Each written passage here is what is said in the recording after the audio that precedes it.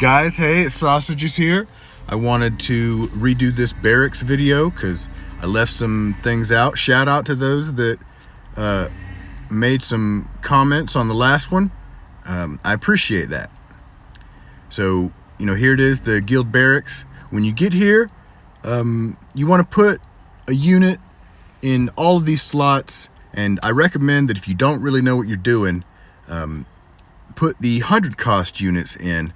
And to find out who your 100 cost units are, go to the unit menu and filter by, sort them by cost, right? And then it will show you all your 100 cost units.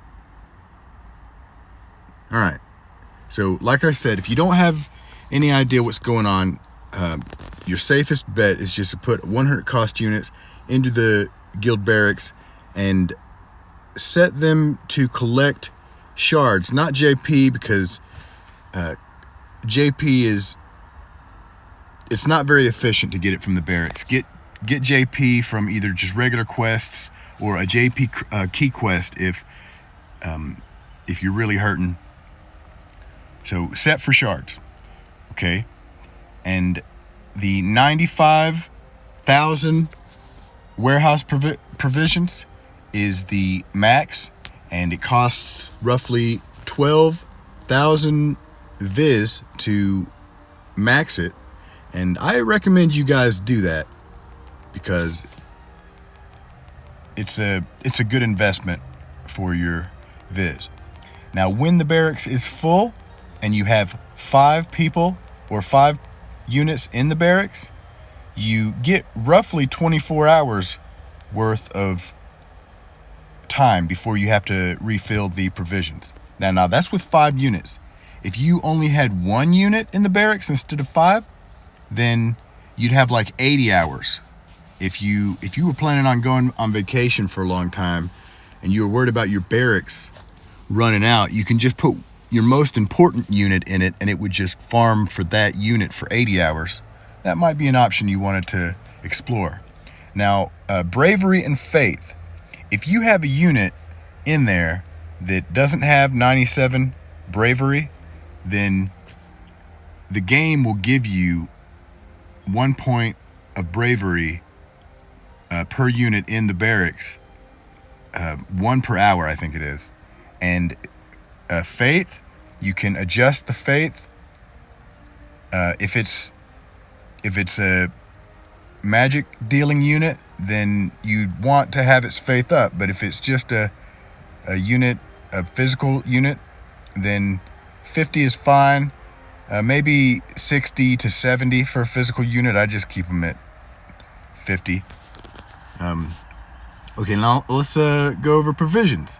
All these provisions, the 1,000, 2,000, 3, 5, 7, 5, and 10, they really don't. If you're only in the barracks for shards, then it really doesn't matter which one you use. I just use the 10,000 until they're used up usually, and then I will, go back and forth. As far as the shardless, you'll see that the shardless, it says minus 12 for this yellow one and minus 6 for the purple one, minus 2 for the blue, and minus 1 for the green. What that means is that, let's back up.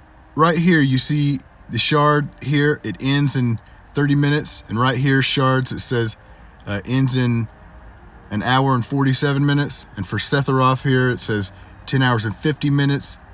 And Yuffie says almost 5 hours. And Roy says 30 minutes. That's what the drinks will tamper with. The yellow one here on the end, it will shave off 12 hours of time. So you'll get your next shard that much quicker. And for the pink, it's 6. And for the blue, it's 2. And for the green, it's 1. And now this is something that I just learned today, which is going to help me a lot. When you are going to buy these provisions, if you scroll over here, you can get a green and blue shardless, and you can buy it. And this is a huge deal. I didn't know that.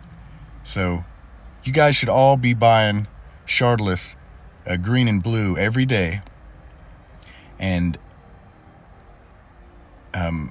use the green and blue. Now, my limit is maxed, so this is sort of a waste, but I'll use it anyway, just to show, right? And I'm just using the green and blue. I plan to do this every day now that I know that it's a thing. The yellow and the purple are really hard to come by, and I recommend you only use those when the barracks is having a double drop week. Every now and then, I think it's maybe 1 week a year, maybe 2 weeks a year, the barracks will have it will drop 2 shards where it would only drop 1 for the 12 hours, and I've never seen it triple drop. It might be triple drop sometimes. Anyway, use the purples and the yellows only when it's double drop week, because those are so rare.